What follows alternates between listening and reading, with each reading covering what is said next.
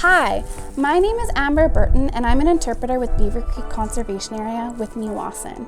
Today, my co-interpreter Erica Meyer and I are celebrating Jane's Walk and invite you to experience the spring season and come with us on a nature walk to explore early signs of spring in this special conservation area. We are located on Treaty 6 territory, homeland of the Métis, and the traditional hunting and trade territories of the Dakota. Meewasin is a nonprofit organization that exists to ensure a healthy and vibrant river valley with a balance between human use and conservation for the benefit of current and future generations in Saskatoon area. Meewasin's conservation zone extends from Beaver Creek, where we are now, to north of the city of Saskatoon to Clark's Crossing, an area of 6,700 hectares. Hi, my name is Erica Meyer and I'm also an interpreter at Beaver Creek Conservation Area. Now you might be wondering, what is a conservation area?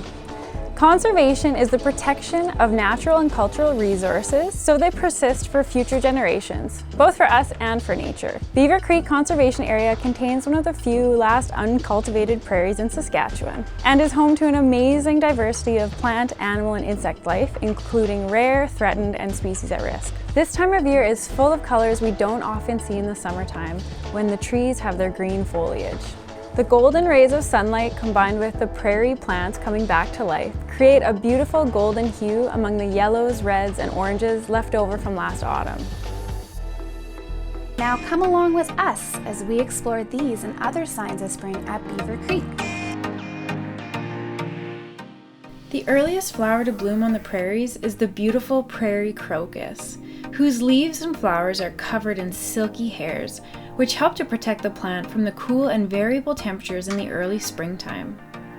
Because of their growth in undisturbed grasslands, the appearance of the prairie crocus can indicate the health of the soil. The shape of the crocus flowers acts like a solar satellite dish, directing sunlight and warmth into the center of the flower, which is great for keeping pollinators warm. Keep your eyes peeled for pollinators on the crocus, as many bumblebees and other native solitary bees rely on these early spring bloomers to provide nectar. Please stay on the marked trails in order to protect sensitive habitat while visiting Beaver Creek. Many insects, plants, animals, and fungi make their homes in the understory, along the shore, in the creek, and off-trail altogether. Please respect the habitats of the creatures that make Beaver Creek their home by staying on the marked trails. Here we can see pocket gopher mounds. This underground rodent moves soil to the surface as they excavate their tunnels, leaving a pile of soil at the surface in order to plug the hole and protect themselves from predators. Pocket gophers burrowing is extremely beneficial to their environment, and it helps to aerate and enhance the soil by moving minerals through different layers and keeping the soil porous to allow for water to trickle down to deeper prairie plant roots. Beaver Creek is fed by a number of freshwater springs that bubble up from aquifers underground. Take a mindful moment and listen to the gentle trickle of these freshwater springs or to the growing flow of the creek waters as the ice begins to melt.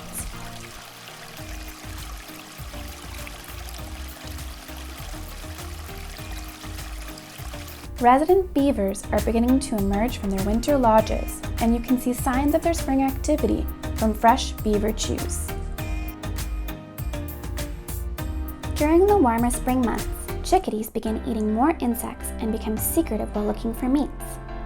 Chickadees are naturally curious birds, which is why they will feed from your hand. To enjoy a chickadee experience, interpreters at Beaver Creek have black oiled sunflower seeds available by donation.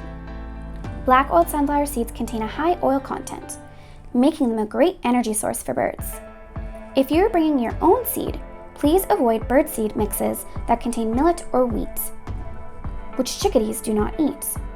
Millet and wheat can then be dropped into the conservation area, which can germinate into invasive plants not meant to grow here. Although your lunch and snacks might be tasty, please do not feed birds human food, as this can make them sick and does not provide the right nutrition for them. Choosing black oiled sunflower seeds is always best for these feathered friends. Creeping juniper is a low-growing shrub which provides an array of colors to the prairie landscape in the springtime, with its reds, greens, and golds. It loves to grow in sunny spots with sandy soils, like the habitat here at Beaver Creek. In the late winter and early spring, deer forage for this plant when other food sources become scarce. By rubbing the needle-like leaves of creeping juniper, you can release the invigorating citrus-like aroma. The berries are also used in making gin. Early spring is the perfect time to spot colorful lichens growing on tree bark and logs at Beaver Creek. Did you know that lichens are not plants? They're actually a beneficial relationship between two organisms, a fungus and an algae, or a fungus and cyanobacteria. In this mutualistic relationship, the fungus provides structure, minerals, and allows the algae or cyanobacteria to live on land. The algae or cyanobacteria then photosynthesizes using the sun's energy to make food for both organisms. Lichens are long-lived, with the oldest known lichen being over 8,000 years old. See how many different kinds of lichen you can find exploring along the trails. This golden time during early spring is impermanent and is captured by Robert Frost's poem, "Nothing Gold Can Stay." Nature's first green is gold, her hardest hue to hold, her early leaves a flower, but only so an hour. The leaf subsides to leaf, so Eden sank to grief. So dawn goes to day, nothing gold can stay.